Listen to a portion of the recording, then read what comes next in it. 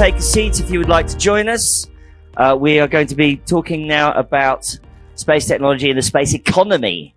My name is Mike Butcher. I was at TechCrunch for 3,000 years, and now I'm doing a new project called Path Founders. I'm a journalist, basically, and we have a stand-in for Mr. Daniel Faber, who appears to have been unable to join us, perhaps due to the randomness of Davos logistics, as we all know, is sometimes difficult. And it's Philip, isn't it? Sorry, Ben.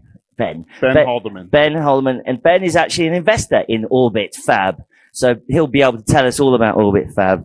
Anyway, let me introduce our panel, ladies and gentlemen. To my right is Elizabeth Varghese, who is the principal and partner with Deloitte. She leads space economy acceleration and workforce strategies for finance and technology at Deloitte. She's also on the board of the SETI Institute, which is trying to find alien life forms, so far unsuccessful, but depending on your point of view, I suppose, which partners with NASA and space agencies to explore life in the universe.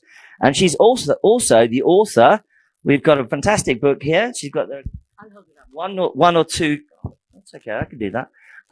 One or two copies if anyone would like to come and speak to her. She's also the author of Stellar Singularity, Navigating the Spacefaring Economy. So if there's something that's not known about this subject, then it's probably not worth knowing as a result. So next up is Alexandra, who's Alexandra Vidyuk, is that right?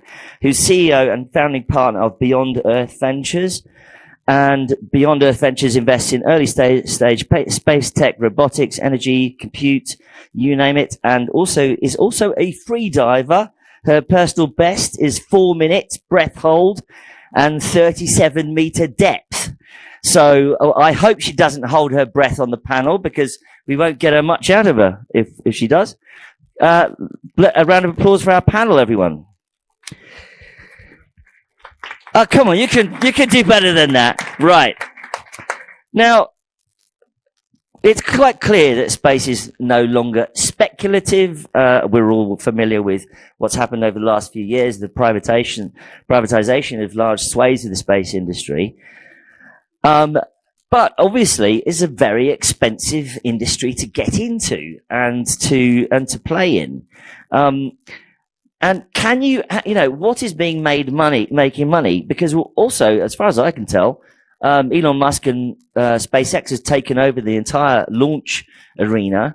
I suppose Mr. Bezos with Blue Origin is attempting to give him a run for his money, but it's very difficult now. So, but also costs are down.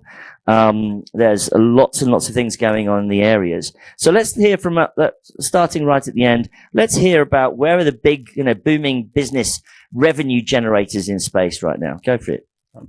So I'm Ben Haldeman. I was early on at Planet Labs, an engineer at Planet, and Planet has gone public and is one of the unicorn space companies that has put over 500 satellites in space. And so initially, SpaceX was the first big of the new space economy, building rockets. Planet built the largest number of satellites until SpaceX built Starlink, and now there's been a number of other small rocket companies that have gone public. Earth imaging has been kind of a first major one, and then now communications. There's Starlink, and then a number of other communications networks, including what Amazon's doing, and then the next big thing everyone's building towards now is data centers in space. And so there's a number of different companies, including Amazon, including SpaceX, including Google getting into it, and Planet is building satellites for Google for that. So data centers in space is the next big thing. There's and then these are all space for Earth, but the next thing coming soon is cities on the moon and villages on the moon and permanent habitation in space, which will happen a lot faster than most people think. Very interesting. I'd love to come back to that, because timelines are certainly interesting and challenging, I dare say. Alexandra, what do you think about the the boom sectors of the space economy right now? Just to add, I think, kind of follow up on what we've been said just about orbital and moon economy, right? So I think we're not talking about Mars here. I think this is not the right audience, but moon is purely government competition between US and China, who is going to come back first. The huge program Artemis, 97 billion, but this is kind of, everyone who is circling around that program will make money. Everyone else, it's a sci-fi. Orbital is different, right? So in orbital, we have launch is now cheap, available, getting even more cheaper. Starship hopefully will fly regularly this year, right? So we're expecting the price go down to 100 per kilo, right? That's changing a lot of unit economics, a lot of business models for. We can start producing in orbit semiconductors. We can think about fibers, some pharmaceutical products, and so on. Data centers is another big thing. What now people see is kind of the conspiracy theory of what's convergence of AI in space. And we can see emerging empires of AI in space. What's happening with XAI, Starlink, Starship, SpaceX. So basically, we need to have more energy. We need to have more compute. We can't scale it on Earth. But in orbit, you have unlimited energy. You don't offend climate. And FBI is not going to knock your door. So running LLMs and AGI in data center in space is actually something people now think about seriously. Happening the same with Jeff Bezos. There are some rumors about Sam Altman investing in rocket companies and also looking for data centers in space. But kind of these verticals and who is going to win, right? So that's kind of a conspiracy theory about these empires. So generally, in orbital economy is expanding data centers, pharmaceuticals, and productions. We mentioned about Earth observations already. The satellite data is still probably 90% of what's happening today on the market in that. And everything logistics around that, right? So I don't think we can say launch is solved. Many people say, oh yeah, we have no monopoly, Elon Musk. If you now want to send something to orbit, you still have to wait 18 months. Or you have to have a lot of drinks with SpaceX salespeople, right? You need to be in the queue. And then if you want to get to a specific orbit, or if you want to have specific time in orbit, that's even longer waiting time. So I don't think it's like a bus and buy a ticket. I can call for Uber. So it's a bit still a challenge. Okay, cool. Elizabeth. Really great question around. Thank you. Where can the space economy generate value? So this is a question I've been noodling for about 7-8 years now. And actually I mentioned that because in my book, not to plug my book, but I do write about the value model for the space economy, because, that is really something for us to understand. And there's 4 parts to it. The first is primary research for space. So that is where we will come up with dual purpose research that might have been generated for space. In that category also falls the work we'd be doing, with AI and quantum for space. So there's the principle, that's the first value stream. The second is around launch and logistics. So everything related to getting something off the planet. So it might be a satellite, it might be a rocket, it might be space infrastructure. Spaceports are becoming very big. The third category is really data and its uses. So all the data that we generate from space through Earth observation and from beyond, as we explore the outer reaches of the universe, that will be a significant value chain that's going to generate tremendous, dollar value. And then the fourth category is really the direct to consumer. So we are going to see much more application and usage of space data, space tech that'll be directly purchased by the consumer. So that's really, my model of the value chain of space. And when we think about this, what's important to understand is there is an obvious and evident amount of activity happening on all 4 of them, right? Primary research for space has been happening, since the 40s. The interesting one, which I think we aren't as it's not visible to us as much, is actually the space infrastructure piece. We're seeing a tremendous amount of money going into spaceports. There's a spaceport in Cornwall. There's one in Nova Scotia being built out. There are going to be private and public spaceports. And we're actually starting to see also the launch model changing significantly. The cost of payloads obviously has decreased tremendously, but we are seeing over 34 countries launch their satellites from India. Right. So the countries close to the equator are starting to provide these launch capabilities. So we're going to see a tremendous amount of growth and cost arbitrage coming from managing space infrastructure and just getting things off our planet. So it's going to be a space race. Right. So interesting things happening for sure. I see. Right. Well, let's talk about the investment side. I mean, there's clearly opportunities for startups now in the space sector that didn't exist maybe 10, 15 years ago. But what about the investors? So obviously you're an investor.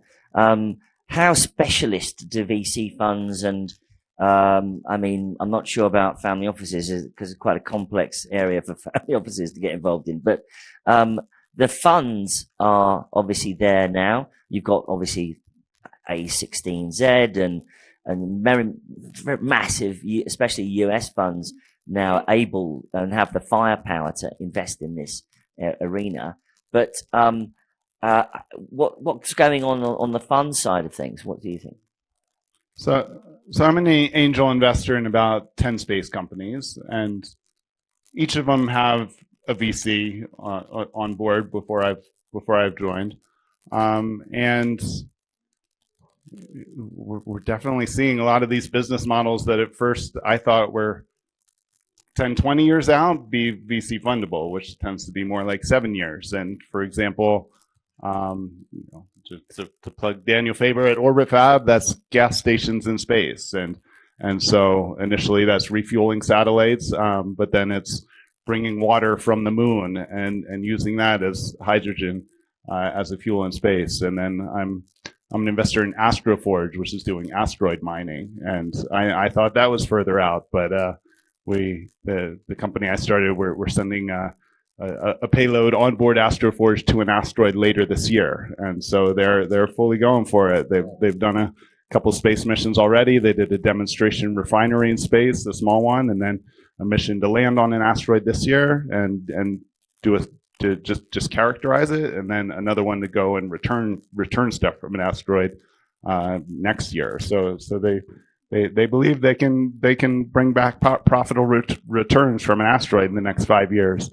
And so these are VC fundable models now. And then we are seeing electricity companies of space and internet companies of space and mining and Jim Caravala with Offworld. He has a robotic mining company in the back. And so these models are rapidly turning into VC fundable to build the infrastructure coming within VC timelines. Yeah. Fascinating. I remember coming to Davos maybe 10 years ago and meeting asteroid mining companies. I just thought, well, good luck. You must be absolutely nuts. But quite clearly I was wrong. What do you think? I still think it's nuts. Alexander. You're a very romantic investor. So I think what we see now is a lot of interest in the industry. And I just spoke to one of my friends who runs like 1 billion fund in Silicon Valley. And she was like, we have invested in software and crypto and fintech. And then we had like 2 space investments and everyone thought I'm crazy. But after DeepSeek, these 2 investments became the safest one because the portfolio was wiped out by software, by vibe coding, and you can, like in 1 hour, you can replace, Robinhood application, right? So deep tech and space tech companies, deep tech is not going to build a rocket. Deep tech is not going to build a fusion reactor. DeepSeek. But DeepSeek can easily, rebuild your iPhone app in 1 hour, right? So that's why it's this asset class becoming more interesting for generalist investors. What we see is normally when we have a round going that we have one specialist investor in the round, for example, like our fund or like some specialist fund. And then you have generalist investors call us and say, hey, can you share your due diligence, please?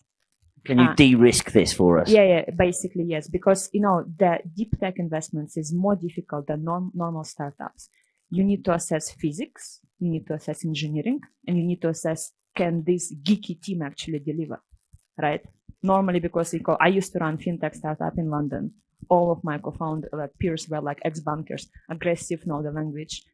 deep tech founders, typically ex-scientists, ex-engineers. They don't know how to speak to investors. They don't know how to do PowerPoint presentations. So that's extra risk. So assessing this extra, so we have 3 PhDs in the team out of 5 people, right? So it gives you an understanding. And some of the founders now in deep tech, some top companies which you've seen in the US now, they don't want to talk to VC if the VC doesn't have PhD. They don't want to talk to spreadsheeters, right? So also like, how do you get to the best deals if you don't have PhD? So one of my Go get a PhD. Unfortunately, I Apply don't. one. So one of my co-founders, he has a PhD. He's been hiding that for 15 years because he's a serial entrepreneur, and people are like, you can't be PhD and serial entrepreneur in the same town. Now is the first time when he actually updated his LinkedIn saying doctor, because he said, now finally I can, I can come out, So another thing, so I think in terms of the angel investment, if you go to Angel List today and open the main landing page, the dashboard, you will see at least like 10 space companies which we can invest from $1,000. It's a mass market now. It's accessible. The problem is like, how the hell do you know if this is like, a sci-fi movie or a real deal, right? So that's why people probably would like to co-invest with expert investors in the field. I never thought you'd see space investments on the angel list, but here we are. Elizabeth, what do you think about the subject? I think there's again tremendous interest in. I don't know, maybe oh no, it's on now. Yeah, there you go. User error, clearly. But yeah, I definitely see. I think there's a tremendous interest and awareness, right? So we were all in this room cheering and high-fiving each other, the space geeks, right? And investing in each other's companies. And now the room's open and the rest of the world is aware of what's really happening inside. So I think that it's that moment where there's a level of interest. There's also, I think a 3-step risk portfolio, risk acceptance or tolerance aspect. The further you are away from Earth, right? We're seeing investors treat that risk profile is slightly different. So edge computing and data centers in space, will have, they're more easy for people to understand and comprehend because they have dual use that's very clear. But, we are going to see, regolith on the moon, to your point, coming back, being used for cities or extraction of water. So we're seeing, again, folks who are willing to make that leap. But the problem around how do you bring things back to Earth still remains, right? So you can obviously, the transmission of energy has been solved, but if you're extracting things from asteroids or you're creating any kind of infrastructure in space, there is the big aspect of how does it come back to the terrestrial realm. But so again, that's another aspect that's being worked on. And then there are folks who are really thinking about, deep space and what's really going to happen, beyond as we start using quantum computing and nuclear, reactors for travel through space. So that's kind of how I'm seeing the interest in space investments happening. And there is a tremendous amount of interest from sovereign funds. So that is, I think, the biggest factor we're seeing that's swinging some of these investments. That sovereign funds are very active and they're leaning in and competing really with some of the other investors in terms of taking stakes in. Yeah, you got some. And we're talking about kind of traditional investments right now with VCs, and an area that I'm excited about also is more kind of like what's happening with blockchain is more community driven, and there are a billion people out there that dream of being part of space, that want to be part of space, and so there are space organizations that are either DAOs or crypto powered or community driven. And so Lakshmi right here is part of Lunark, which is building towards a lunar university. And so they're a community organization building towards that vision. And then I started an organization called LifeShip, and we actually put a small pyramid shaped monument on the moon last year. It landed on March 2nd. It's about that big, and it has a DNA bank and a seed bank, and then through a bunch of partners, over 100,000 people added stories or wishes or art or prayers into it. So I'm also very excited, and I feel it's underrepresented, the power of these community movements that are building towards big things in space. And how did you fund that LifeShip project? So it is it is mostly community funded. So we had ways artists are part of it, different partners are part of it. It is a platform for anyone or any company or any community or any brand to be part of a space mission. Right. Well, we had a panel. If you weren't here earlier, then this will be new to you. If you were here earlier, I apologize in advance, but I thought it would be worth us just touching on the subject of defense and dual use, which we did more of a deep dive into earlier, but it was more generalist defense rather than space defense. So quite clearly, defense is a big part of the space industry now. And whether or not you call it dual use or whatever you call it, obviously many of the things that are going up there have defense components or defense aspects. What's the state of play? I'm going to start with you, Elizabeth, and we'll go down the line from there. What's the state of play on that side of the table, on that story? Whether or not you're talking to investors or startups in the arena, how front of mind is dual use or defense? What's going on right now geopolitically is obviously, turning up the heat, shall we say, on that subject.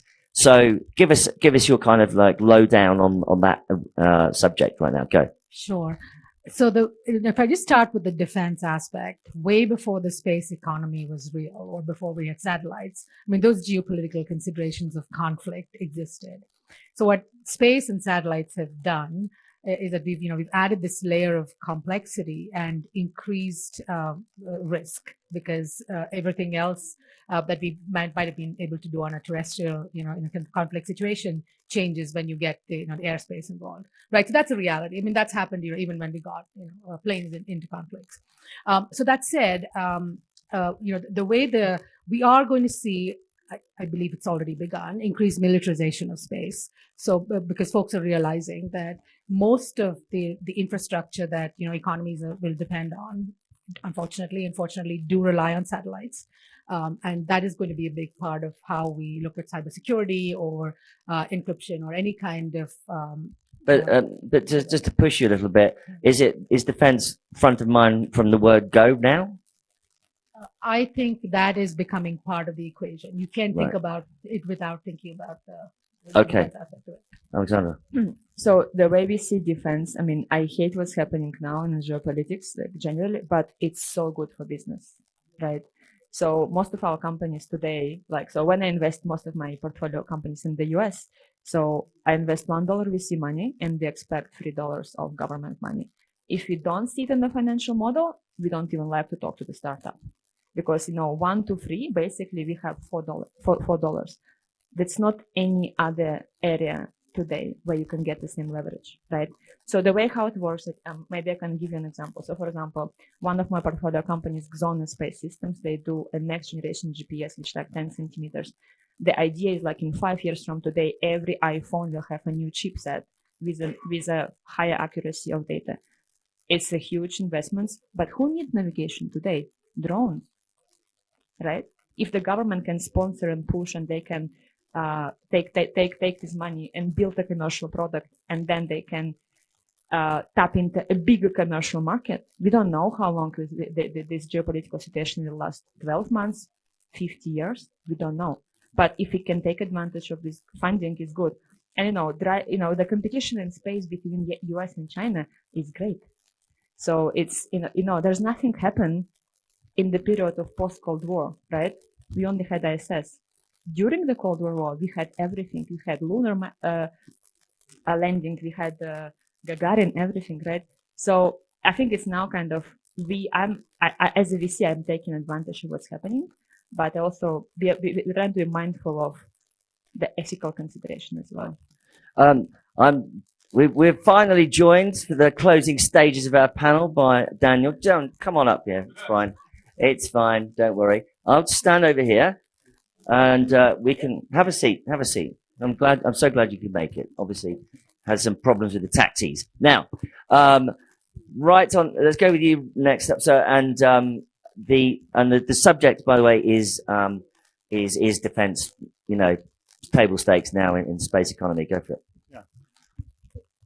So I know I'm friends with a bunch of space founders who are in space for the beauty of humanity, for a flourishing future among the stars, for being multiplanetary, for building the space infrastructure needed for that. And defense is a lot of these have dual uses for defense. And like I know of a company building big lasers to be the electricity provider in space, and those lasers can also be used for the Golden Dome project to blind missiles that are being shot. And so there's a lot of use cases that defense is rapidly accelerating these, and I hope that the founders and the vision stay true to where they're going, and and also use the technologies for good. Right. Okay. Daniel, just do you have any thoughts on defense? And then I just want to ask you a quick question about orbit. Go for it. Yeah. So as the CEO of Orbit Fab, gas stations in space is the tagline. Supplying satellites in space with fuel. I got into this because of A bit closer. Thanks. How's that? All right. Got into this because of a passion for getting humanity into space, but realized, as Ben mentioned, a lot of the funding is national security and defense, and it's become a real imperative in the last few years. So our biggest customer is the US Space Force right now. We also have contracts in Europe, and that's definitely helping us to create this logistics architecture, which is going to find then commercial applications and going to create a huge amount of things. In the case of what we're looking at, we consider logistics as one of the main tools the US has to project power around the world, and critical for for an army, critical for a navy, critical for an air force. What the US has done in the past year wouldn't have been possible if they couldn't refuel the aircraft. In space, there's been no refueling. They throw the satellites away, both commercial and national security. And so by providing fuel, it allows them to have extended operations. Also allows them to be a lot more dynamic, offensive and defensive. So there's a lot of reasons why this is being brought into existence by the national security imperatives, but then enormous things it's going to do for the space industry beyond that, because now we can have satellites that actually interact together without having to throw them away after one or two interactions. A tow truck doing upgrades, doing logistics, doing assembly, manufacturing, all these kind of things need a logistics supply chain, and that supply chain won't exist without the capital that's coming from the national security imperative. Right. Final question, and then we'll go for some Q&A. Right. Starting, you said right at the end, which area of the space technology and space economy would you not invest in? And would you run screaming from if a startup pitched you today?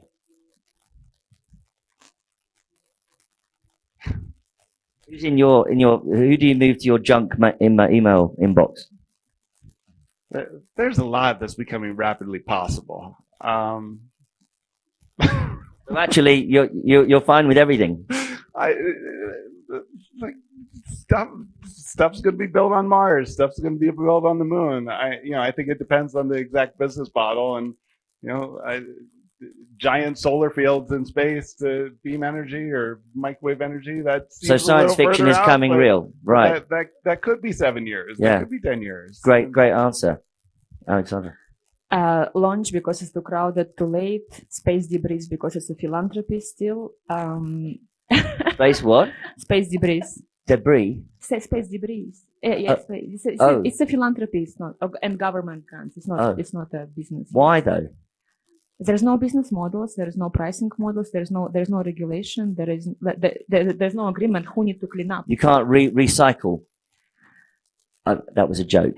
Yeah, right. Maybe a garbage man in space, right? Maybe it's a new business. Very interesting. Yes, and isn't there some theory that we get locked in by satellites? There's so much junk up there. Next up, Elizabeth. I think I'm with you in that. I think there's nothing that we cannot imagine at this point. And hey, I'm on the board of the SETI Institute, so I'm a data cal. I think everything we can calculate is as a likelihood. So that's my model. Okay, Daniel? Wilbur Wright said in, I think it was about 1903, man won't fly for 50 years. Bill Gates said no one's ever going to need more than 640 kilobytes. Every prediction that you're hearing about what isn't possible and is terrible to invest in may be wrong shortly. I can tell you some of the things that I thought were terrible and now I'm having to reconsider. Space-based solar power, back in the 90s, that did not math. I threw that out and said that's never happening. Now there are a bunch of companies doing beam power and looking at different ways to bring that in. You have to be really innovative with the business models to introduce something new. That's the real trick to it. So active debris removal looks like philanthropy. Does that mean that somebody won't crack some creative business model that, as a side effect, removes debris? Or as its primary purpose, if they're even more creative? I don't know. I tell you right now, I agree. That's a stupid idea. And I love to be wrong. And that's the thing. You've got to listen to each entrepreneur, how they've figured out their go-to-market. The last deck, just to say that there are things I still think are crazy. The last deck that I pushed delete on was going to build a Dyson sphere and surround the sun in solar collectors, completely enclose the sun. I hit delete on that one. That's not to say that the path towards that goes through data centers in orbit, perhaps a disaggregated network of small data centers. The path to it, the go-to-market, may actually be really feasible. Brilliant. Well, round of applause for our panel, everybody. And let's just have some Q&A.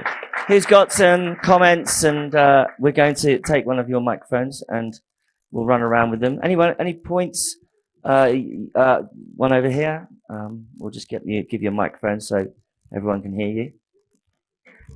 Hi, yeah, I wanted to get your opinion on space centers or data centers in space. What is the math in terms of launch costs that you need to get to per kilograms, and what is kind of the launch cadence? I heard a number of like every 30 minutes Starship level capacity that you need to actually build data centers in space. Kind of what's your take? You're the experts. And where does this have to get to? Let's grab a microphone, yeah. So we've done some calculation internally. I think for us it's 970 per kilo. So as of today is, I think, 1700, right? So we need to go at least double down. And then I think Starship prediction would be 100 per kilo when it's kind of a regular cadence. But I think, of course, probably Elon would like to keep margin as high as possible. So we would expect to keep maybe to see like 500 per kilo. So also I think we need to consider, will the price to build data centers on Earth will grow or will go down? And I think some people say actually it will grow. So we need to also consider how this will play long term, right? In terms of imagine the construction site. It's not like one big car comes and brings everything. You have a lot of small cars come back and in and out, right? So as of today, we don't have this logistics in place. Even if you have Starship can go like every day, 3 times a day, right? You know, which orbit, how it's all be like, you know, you need to have a lot of small, and of course, gas stations, of course, like, you know, small like robots flying around. So this is a logistics play, which is now we actually would like to see a lot of startups in that area too. Great. Any other thoughts, anyone? Yeah, so there are a couple of factors that lead to better in space. So solar panels are competitive for energy here on Earth. They're 6 times more efficient in space. Cooling, you can radiate to deep space. Cooling is very expensive on Earth, and then permitting and land and everything is very hard here on Earth. So once it becomes $1,000 a kilogram, then many of these SpaceX, Amazon, Google think that it is competitive. So when I've run the math on this, it doesn't add up, and that doesn't matter. I'm going to go back to the space-based solar power thing, just because that's a crazy idea. We're going to launch the solar panels when you can just put them in a desert, right, and beam the power down with massive losses. It makes sense if you're running a forward operating base in Afghanistan and your biggest cost is diesel because all your drivers keep getting blown up. Power in Afghanistan was something like $10 a kilowatt hour, not 10 cents a kilowatt hour, which is what you can make it in most of the world. Different cases matter. So for data centers in space, one of the big things is your data security. You've got the ultimate air gap in space. There is no data center, there's no fiber optic cable on Earth that isn't tapped. That data is being hoovered up and shoved into storage, and they're going to throw AI and quantum at it. and figure out what in the world it means. If you want your data secure, you want your insights to be generated at a place that's much more secure, put it in space. How much is that worth? Is that worth the launch cost? Then everything else is irrelevant. It just depends on how valuable the thing is that is unique about what you're doing, and whether that can be the thin end of the wedge, which then allows you to drive down cost. When you want to go to mass market, that's when you can do economics, because you can compare it to apples. But every entrepreneur worth their salt figures out a go-to-market where they've got a niche that is worth a hell of a lot more. And, there are companies like back in 1984, there are private companies which had their own fleets of satellites way before, space economy was a thing. And that was really based on that model of what is it worth to us to run our business. And that's something that we can do before anybody else. So. Yes, there'll probably be a time in the future where some ham radio enthusiast will pick up something from space and it turns out to be some national security computer. Like, it's not aliens, it's an LLM. Final questions, anyone, for last opportunity? Well, brilliant. I think we've had a fantastic session. I really hope you enjoyed unDavos, and please let's all connect next door over coffee. But for now, thank you very much to our panel, and from me, Mike Butcher, thank you very much. Good night. Good afternoon.